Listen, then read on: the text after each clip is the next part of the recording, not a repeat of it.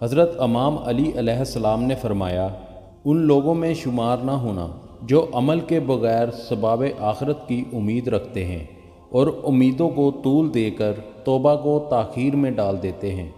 دنیا میں باتیں تو زاہدوں جیسی کرتے ہیں مگر کام دنیا پرستوں جیسے کرتے ہیں، اور اگر دنیا میں سے کچھ مل گیا تو شکم سیر ہی نہیں ہوتے، اور اگر ذرا سا بھی نہ ملا تو قناعت نہیں کرتے۔ جو کچھ مل چکا ہے اس کا شکر تو کرتے نہیں، اور جو ملنے سے رہ گیا ہے اس میں اضافے کی خواہش کرتے ہیں۔ دوسروں کو تو برائیوں سے روکتے ہیں مگر خود نہیں رکتے، اور وہ نیکی کرنے کو کہتے ہیں جو خود نہیں کرتے۔ صالحین سے محبت تو رکھتے ہیں مگر ان کے عمل کے مطابق عمل نہیں کرتے۔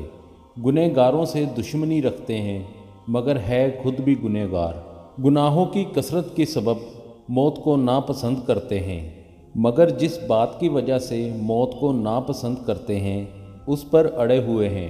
بیمار ہوتے ہیں تو توبہ کرنے لگتے ہیں، تندرست ہوتے ہیں تو غفلت میں پڑ کر بے فکر ہو جاتے ہیں۔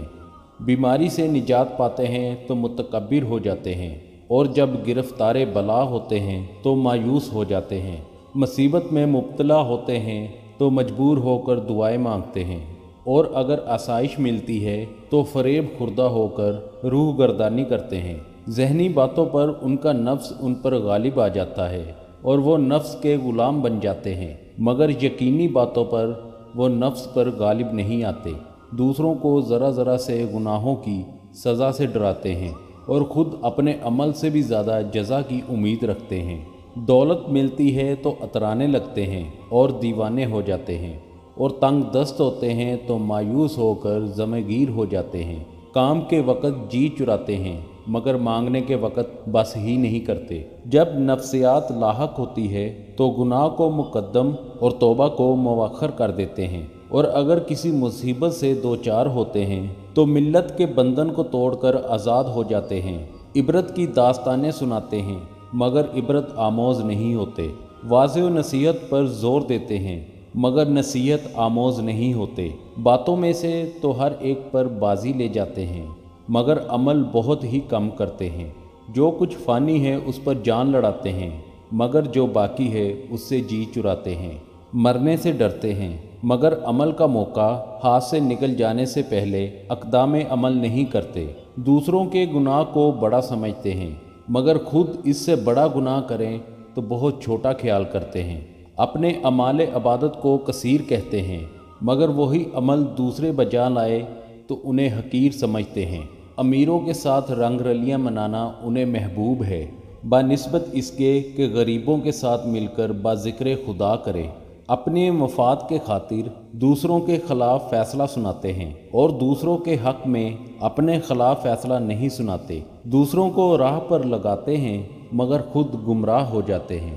چنانچہ ان کی اطاعت دوسرے کرتے ہیں مگر وہ خود خدا کی نافرمانی کرتے ہیں۔ غیر خدا سے برتاؤ کرنے میں خلق خدا سے ڈرتے ہیں لیکن خلق خدا کے بارے میں خدا سے نہیں ڈرتے۔ تھوڑی سی دنیا پا کر خوش ہونے لگتے ہیں اور آخرت کے بیشتر حصے کی محرومی انہیں غمزدہ نہیں کرتی۔ ذرا سی دنیا کا ان کے ہاتھوں سے نکلنا انہیں بے چین کر دیتا ہے، یہاں تک کہ بے چینی ان کے چہروں سے ظاہر ہونے لگتی ہے، گویا یہ دنیا ان کا مستقل مکان ہے اور دنیا کا ساز و برگ ہمیشہ رہنے والا ہے۔ مولا علی علیہ السلام نے فرمایا، میں تمہیں دنیا سے خبردار کیے دیتا ہوں کہ یہ ایسے شخص کی منزل ہے جس کے لیے قرار نہیں، اور ایسا گھر ہے جس میں آب و دانہ نہیں ڈھونڈا جا سکتا۔ یہ اپنے باطل سے آراستہ اور آرائشوں سے دھوکہ دیتی ہے، حالانکہ اس کی آبادیاں ویران ہو جانے والی ہیں۔ بھلا اس گھر میں کیا خیر و بلائی ہو سکتی ہے جو مسمار عمارت کی طرح ایک دن گر جانے والی ہے، اور اس عمر کی طرح جو زاہد راہ کی طرح ختم ہو جائے گا، اور اس مدت کی طرح جو چلنے پھرنے میں تمام ہو جائے گا۔